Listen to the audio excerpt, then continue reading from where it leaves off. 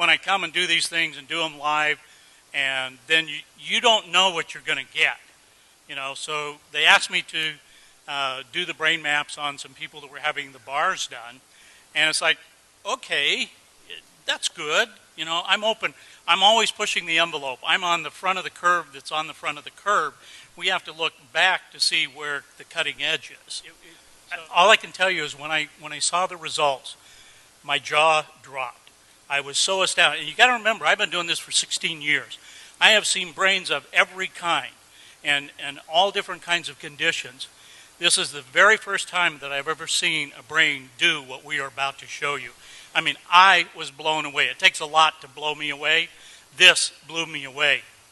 So why don't you tell them? Okay, so we didn't mention yesterday that one of the things we do is called bars, and it's 32 points on the head that are designed basically to delete file on your computer bank so that you can create a change in any way you want. So everything, the bars are a soft touch. You put on particular points of the head. These release the thoughts, feelings, emotions, considerations, and attitudes you've stored in any lifetime. And the end result is, worst case scenario, your whole life changes. Best case scenario, you feel like you had a great massage. We have several different databases, ways that we can look at this information. And that adds a level of credibility and reliability. And so I'm going to show you all the different ways that we measure this. So we take an EEG, we put the cap on their head, and we measured all 19 electrodes. We did eyes closed, brain on task. Then they did the bars, and then we did it again right immediately after. Put the cap back on their head, measured eyes closed, brain on task. And I'm going to show you what happened. This is a normal brain map. And so this one is before. This was, and you can see the red area that's lit up. That's the area that we identify as PZ. And it's showing that it's, roughly 3 standard deviations above what would be considered normal. So they did, I think it was an hour and a half of running the bars. And then immediately after that, we did it again. And here's what it looks like. Can you see a difference? Yeah, all right. So this was one measure that we were able to look at. Let's take another glance at something. It's called S-Loretta, and that stands for Scientific Low-Resolution Electromagnetic Tomography. But forget about that. Here's what it looks like. It came out showing us here, pointer down here where this little red line is, and this area is PZ. That's where it was lit up before.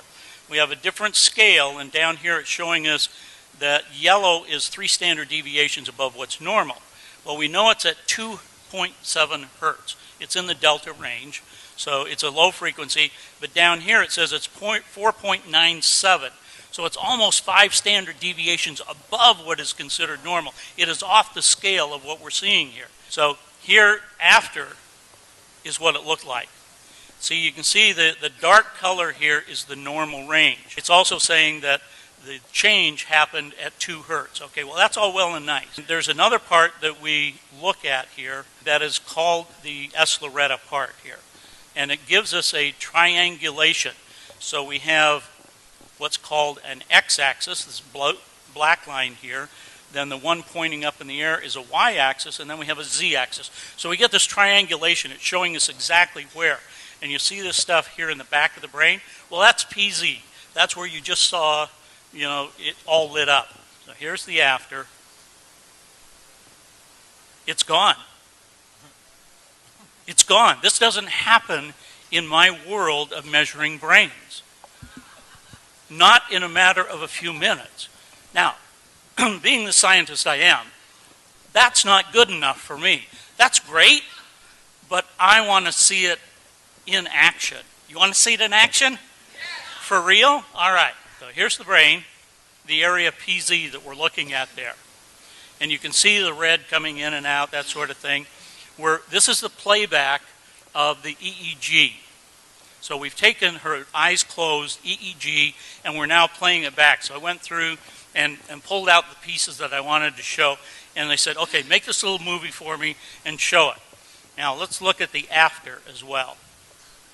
Okay, so here's the after. All right, so that's the after. Let's go to the before. You see it? There's the before. We see all the red there. Then afterwards, we see this. All right. Is blue good? Now, being the scientist that I am, What does the red mean, Jeff? the red means it's 4 standard deviations above what's considered normal. It's just very, very active. Okay, it means activity. Okay, got it. Right. Thank you. So we could get into what kind of activity. It's just very, very active, and it's dealing with focus, concentration, and attention. Okay? So this means the brain's doing this. Okay, that's a scientific term. Okay. Thank you. I like that All right. I one. like that term. All right. So being the scientist I am, that's not good enough for me. I want to see the whole picture. Okay? You can see the little heads up here, and this one right here in delta. We're going to watch that as it plays through the sequence of events here. Additional things that are down here that we're looking at are coherence. Coherence is how the brain processes information. Okay, thank you. So there is a hypocoherence and a hypercoherence. The blue here indicates that we have a hypocoherence. So what we're seeing happen is the brain is just doing its normal thing. So the phase and the coherence is what allows that higher level of consciousness. So in measuring thousands of advanced meditators over the last couple of years and talking to them and looking at their brain maps, we've been able to determine that this relationship between phase and coherence is very important.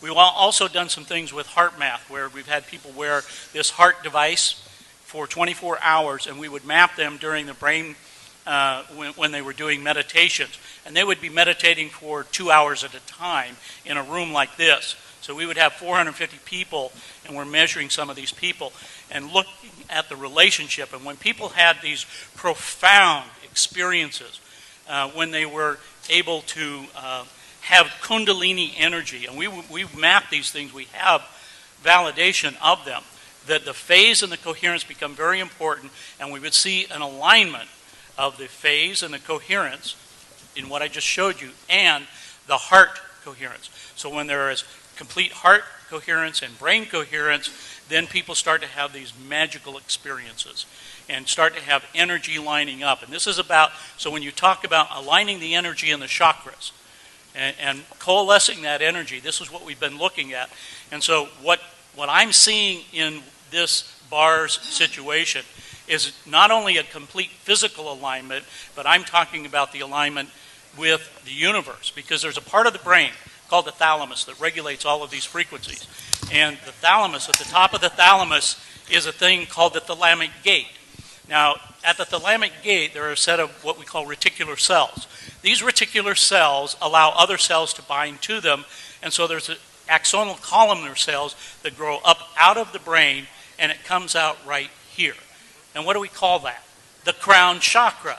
That's the antenna. So when there is what we call oscillation, vibration from the field, and it's coming in through your crown chakra, going down to the thalamic gate, into your brain, and all of the frequencies are distributed there, then it becomes resonation.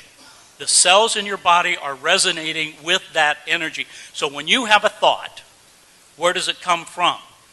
It starts down in the subcortical regions of your brain. It goes up through the thalamic gate, comes out here, and interacts with the field. Okay, you still with me? Remember yesterday I was talking about 17 seconds?